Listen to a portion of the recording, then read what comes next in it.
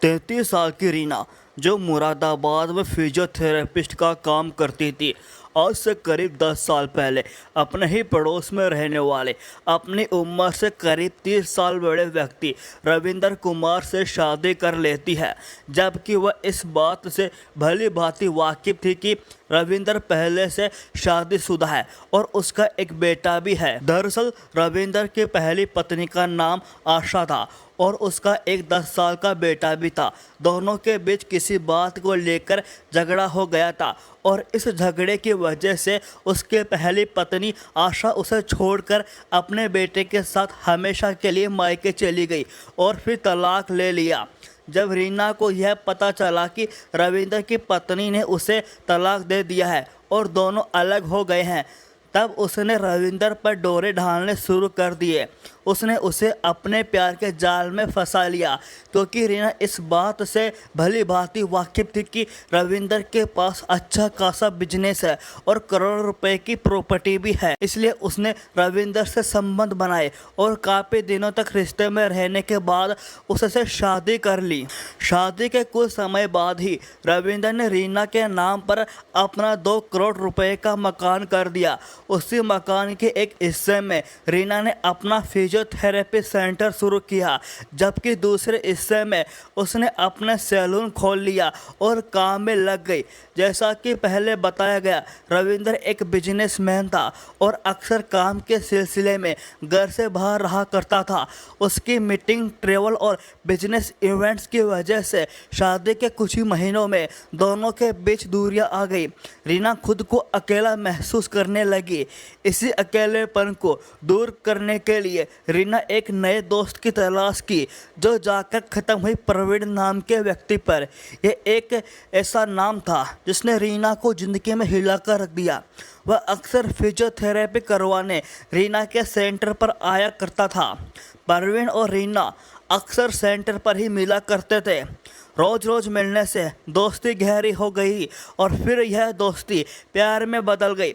रीना ने प्रवीण को अपनी सारी बातें बतानी शुरू कर दी और दोनों एक दूसरे के साथ रिलेशनशिप में आ गए। हालांकि रीना यह बात अपने पति रविंदर को कभी नहीं बताती थी क्योंकि वह जानती थी कि अगर रविंदर को पता चल गया तो उसकी करोड़ों की प्रॉपर्टी उससे छीन जाएगी। कुछ महीनों बाद रविंदर को अपने बिजनेस में भारी नुकसान हो गया। लाखों रुपए का कर्ज छड़ गया और उधार चुकाने के लिए उसके पास एक पैसा भी नहीं बचा।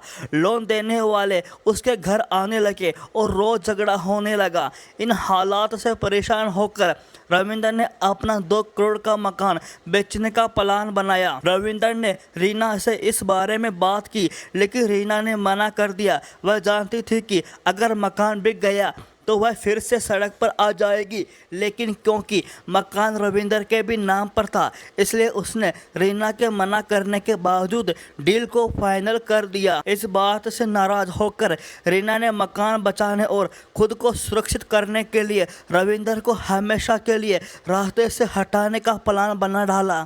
उसने अपने प्रेमी को शादी और 10 लाख रुपए कैश देने का लालच देकर इस प्लान में शामिल कर लिया। 31 मई 2025 को दोनों ने रविंदर को एक पार्टी में बुलाया। जैसे ही रविंदर पार्टी में पहुंचा, रीना और उसके प्रेमी ने मिलकर बड़ी बेरहमी से उसकी हत्या कर दी। इसके बाद दोनों ने उसकी बॉडी को 2 दिन तक वहीं छिपा कर रखा और मजे किए। जब लाश से बदबू आने लगी तो 2 जून 2025 को उन्होंने शव को अपनी कार में ढालकर एक सुनसान जंगल में फेंक दिया।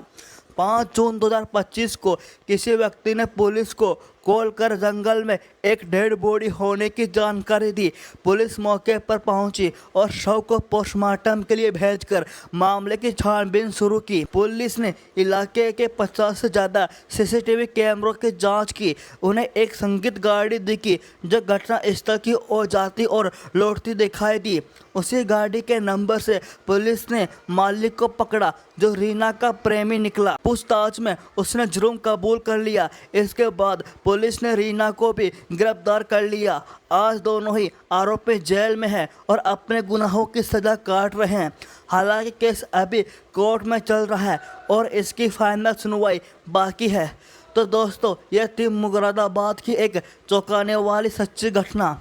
आपका इस स्टोरी के बारे में क्या कहना है नीचे कमेंट सेक्शन में ज़रूर बताना। धन्यवाद। फिर मिलते हैं एक नई कहानी के साथ।